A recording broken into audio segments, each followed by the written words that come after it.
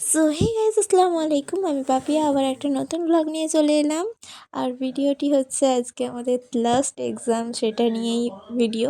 সকালবেলা উঠে পড়েছি, তো সকাল সকাল পাড়ার বাচ্চাদের যাই বলো না কেন তাদেরকে একটু খেতে দিলাম। তো খাওয়ানোর পর আমি রেডি হয়ে বেরিয়ে পড়লাম, সঙ্গে আফিফাকেও তুলে নিয়েছিলাম মাঝখানে, আর ভিডিও করিনি। তো যাই হোক, আজকে ছিল আমাদের লাস্ট এক্সাম, এইচএস এক্সাম আর কি। তো এখানে একটু হোল্ড করেছিলাম মাসির জন্য, আফরিনের অনেক লেট হয়। আর আজকে লাস্ট এক্সাম ছিল, তাই একটু তাড়াতাড়ি বেরিয়েছিলাম, আর গাড়িতে একটু বিদ্যাসাগর হয়ে গিয়েছিলাম। তো যাই হোক, এইভাবেই চললাম।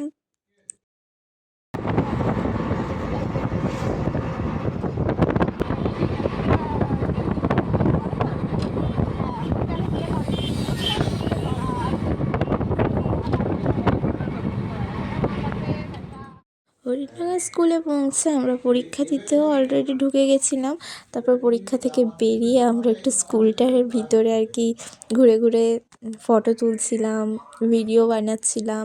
স্কুলটা যথেষ্ট পরিমাণের ভালো, স্কুলের স্যার ম্যামরাও যথেষ্ট ভালো ছিলেন, কিন্তু বলে না ভালোর মধ্যেও একটা একটা খারাপ থেকে যায়, সেই রকমই। কিন্তু যথেষ্ট ভালো স্যার ম্যাম, অনেক ভালো ছিল।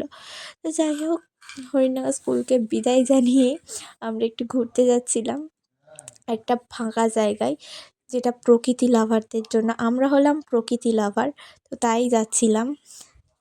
তো চলো তোমাদেরকেও দেখাই প্রকৃতিটা কতটা সুন্দর। একটা সুন্দর প্রকৃতি, খুব সুন্দর।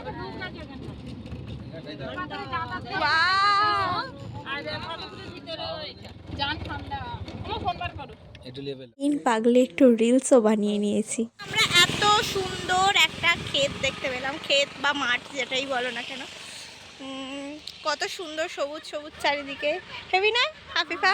আফিফা কিছু বল। খুব সুন্দর জায়গা, শান্ত নিরিবিলি পরিবেশ। জোরে বল। অনেক সুন্দর। চলো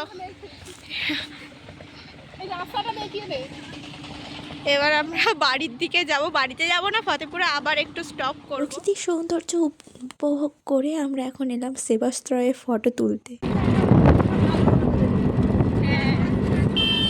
ঘুরে ঘাড়ে চলে এলাম আমাদের নিজেদের স্কুলে একটা আলাদাই অনুভূতি নিয়ে।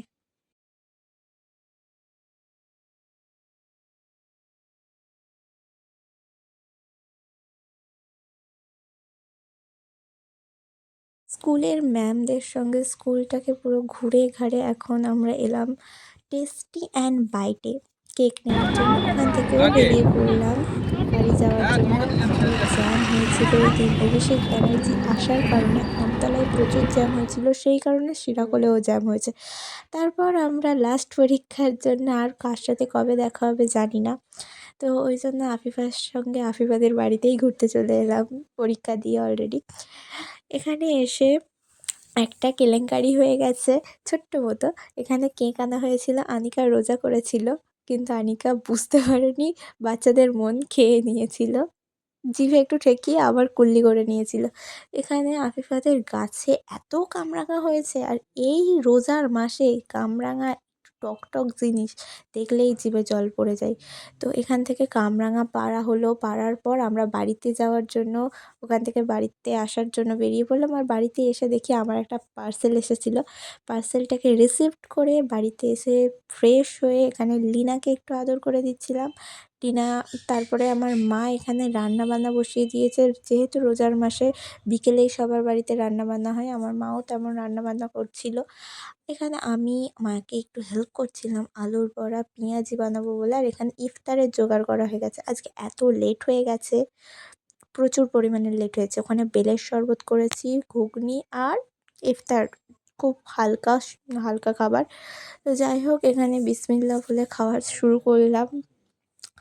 তো আমাদের হচ্ছে খেজুর দিয়ে খাওয়াই আর কি প্রথম শুরু করাই হচ্ছে সুন্নত, তো সেটাই করলাম।